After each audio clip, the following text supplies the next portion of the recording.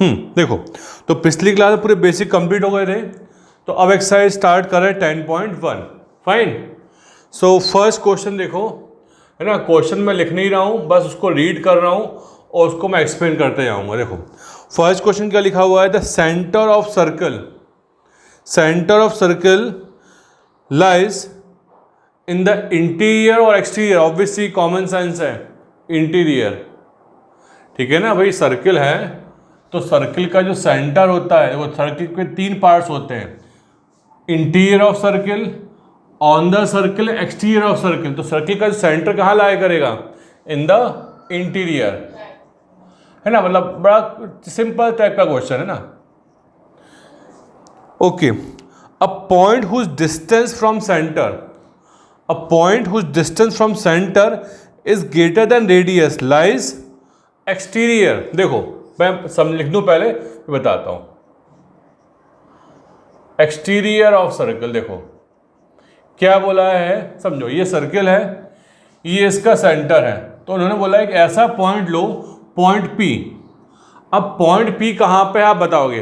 Point P की जो distance है सेंटर से, ये पॉइंट ओ हो गया, और पॉइंट पी की जो डिस्टेंस है सेंटर से, वो किससे ज़्यादा है, रेडियस से ज़्यादा है। भाई रेडियस नहीं खत्म होगी ना, रेडियस तो इतनी होती है केवल, और तो ओ पी की डिस्टेंस रेडियस से ज़्यादा है, तो कॉमन सेंस पी कहाँ लाया करेगा, in the exterior of the circle. आगे बात सही में, बड़ा सिंपल सा क्वेश्चन था ये। देखो third question, longest chord of circle is a diameter. Longest chord क्या बोलते हैं हम लोग, इसको बोलते हैं डायमीटर ऑफ सर्कल। तुम लोग ऐसे ही लिखते आओ, पूरा क्वेश्चन मत लिखो, ठीक है। फोर्थ क्वेश्चन क्या है, फोर फिल द ब्लैंक्स है। An arc is a when its end point of diameter are end points are the end point of diameter. देखो समझो, मैं बताता हूं क्या लिखा हुआ है। क्या होता है, क्वेश्चन लिखा हो पूरा तो समझना आसान लगता है। देखो, N arc is a semi circle. समझो, ये मैंने बोला ये पूरा सर्किल है, ठीक है। An arc is a semi circle. ये जो आर्क को हम क्या बोलते हैं, सेमी सर्किल बोलते हैं। कब बोलते हैं, जब इसके एंड पॉइंट क्या हो, these are the end point of diameter. बात सही में आ रही है। यदि एक आर्क लिया, जैसे मैंने फॉर एग्जांपल ये आर्क लिया, इसके एंड पॉइंट क्या डायमीटर के एंड पॉइंट है, नहीं है।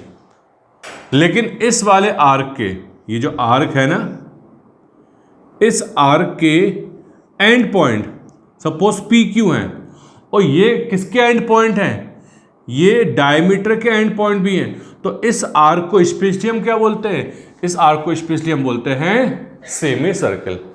ओके चलो, तो ये चाहो तो बना सकते हो, लेकिन दिक्कत नहीं है। अब के लैंग्वेज समझ लो, फिर आसान सब चीजें। Okay fine. Question number 5, segment of a circle is a region. Segment क्या होता है, देखो बताते हैं। जैसे मैंने बोला ये रहा, इस पार्ट को हम बोलते हैं सेगमेंट। हाँ, कॉरस्पॉन्डिंग कॉर्ड। तो जो सेगमेंट है is the area enclose between arc and the corresponding chord. लिख लेते हैं। तो segment of a circle is the region between arc and corresponding chord लिखो। ये सब डेफिनेशन लिखवा चुका हूं मैं आपको, है ना, बस एक्सरसाइज सॉल्व करना है। चलिए क्वेश्चन नंबर 6 देखो, circle divide the plane on it lies in, बोलो कितने पार्ट्स में डिवाइड करता है। जो प्लेन है, सही, ये मैंने एक प्लेन लिया, और इस पर एक सर्किल लिया। तो सर्किल जो है इस पूरे प्लेन को कितने पार्ट्स में डिवाइड कर रहा है, इस पूरे प्लेन को 3 पार्ट में डिवाइड कर रहा है। मतलब इसको बोलेंगे एक्सटीरियर ऑफ सर्किल, इसको बोलेंगे सर्किल, और इसको क्या बोलेंगे, इंटीरियर ऑफ सर्किल। मतलब सर्किल ने समझो, मैं तो बोलता हूँ सर्किल क्या, कोई भी 2D शेप क्या करता है, प्लेन को 3 पार्ट में डिवाइड करता है। ठीक है, देखो पहले इसका आंसर लिख लूँ मैं, फिर बताता हूँ। फॉर एग्जाम्पल मैं सर्किल की जगह ट्राइंगल ले लूँ। फॉर एग्जाम्पल देखना, ये पूरा प्लेन है और मैंने ट्राइंगल बनाया, तो ट्राइंगल ने इसको कितने पार्ट्स में डिवाइड कर दिया, 3 पार्ट्स में। भाई पॉइंट कहाँ पर है सर, इसको बोलेंगे एक्सटीरियर ऑफ ट्राइंगल, इसको भी क्या बोलेंगे, ट्राइंगल बोलेंगे, और इसको क्या बोलेंगे, इसको हम बोल देंगे इंटीरियर ऑफ ट्राइंगल। बात एक ही है। आई बात सही में? चलो, तो ये पहला एक क्वेश्चन तो कंप्लीट हो गया। अब अगले क्वेश्चन में जस्टिफाई क्या करना है, ट्रू एंड फॉल्स।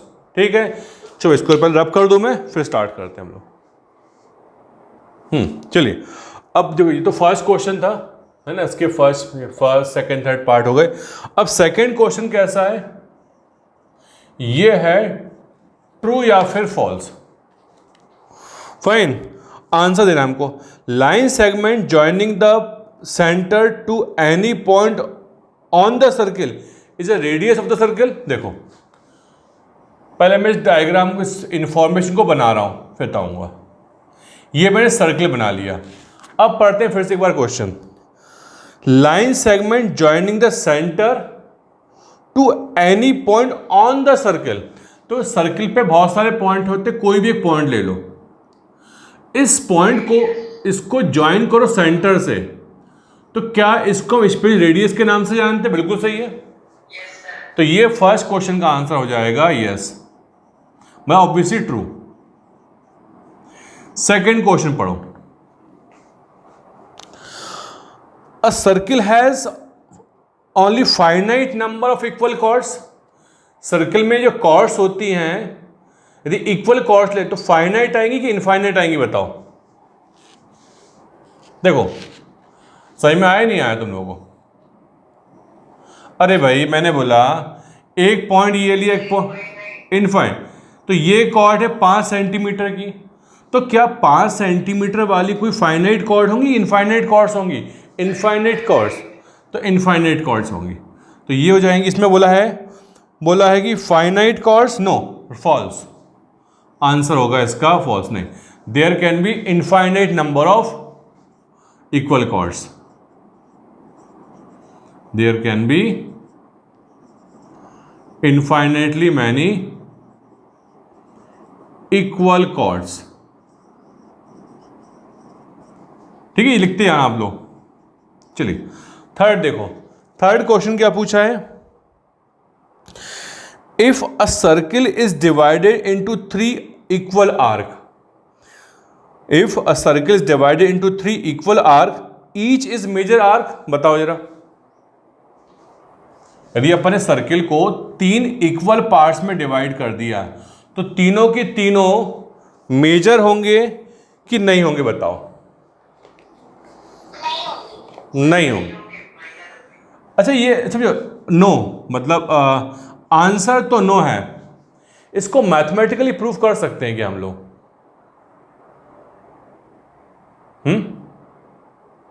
देखो अपन इसको मैथमेटिकली अपन समझने की कोशिश करें। इस क्वेश्चन का आंसर ऑब्वियस, सबका तुम लोग का आंसर नो है ऑब्वियसली, बट हमको एग्जाम भले ही मत लिखो, पर हमको मालूम तो होना चाहिए। देखो टोटल जो लेंथ होती है बेटा, वो 2 पाई आर होती है ना, होती है। तो इसके मैंने इसके 3 हिस्से कर दिए, तो 2 pi r by 3, 2 pi r by 3। सही में आ रहा है ये? क्या बोल रहा हूं मैं? ये टोटल सरकमफ्रेंस होती है 2 पाई आर, इसके 3 हिस्से कर दिए। अब मुझे क्या कंपेयर करना है? मैंने बोला कि 2 पाई आर, यहां लिखता हूं मैं, 2 पाई आर बाय 3, एक तो आर्क ये हो गया, कोई सी मान सकते हो, दिक्कत नहीं। ये लो 3 में कोशिश कर रहा हूं, 3 बराबर इससे मान लो, यस 3 होगा ये। तो इतनी लेंथ, ये जो लेंथ है 2 पाई आर अपॉन 3 है, और हाफ सर्किल क्या होता है? वो होता है पाई आर। अब बड़ा कौन है? क्या ये मेजर कहलाएगा? नहीं, मेजर तो नहीं कहला सकता भाई। 2 पाई आर बाय 3 और पाई आर में बड़ा कौन है? कैलकुलेशन कर लो अपने आप। अरे आर की जगह 1 कर दो, आर की जगह 1 करो, रेडियस 1 ले लो। 2 पाई बाई 3 और पाई में बड़ा कौन है?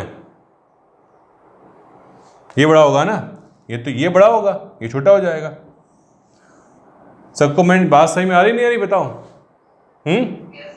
भाई यदि अपन कैसे कन्फ्यूज कैसे टैली करें यार हम लोग? भाई टैली करने के लिए भाई आर तो रेडियस हो सकती है, तो रेडियस को 1 1 ले लो, रेडियस को 1 ले लेते हैं हम लोग, रेडियस को 1 ले लिया मैंने। और पाई जो है वो होता है 3.14, क्या होता है? 3 अप्रॉक्सीमेटली, तो आपको समझ, तो 3 पाई को ले लो तुम 3.1। अब बताओ कौन सा बड़ा है? ये 3.1 हो गया ये, और ये देखना कितना आएगा, ये आएगा 3.1 का डबल करो कितना आएगा? 6.2। हमें इतना कैलकुलेशन करना नहीं है, बस कल बता रहा हूँ आपका आंसर नो बिल्कुल सही है। इसको डिवाइड बाय 3 करो कितना आएगा? 2.1 के समथिंग आएगा। हाँ बिल्कुल सही है। ये 2.1 है और ये 3.1, कौन बड़ा आ रहा है? ऑब्वियसली बड़ा आ रहा है। ठीक है, चलिए, तो आपका आंसर नो था, उसको मैंने मैथमेटिकली प्रूफ करके बता दिया आपको। चलिए अगला देखो,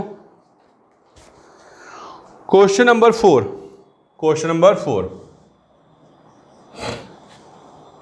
क्या बोला है?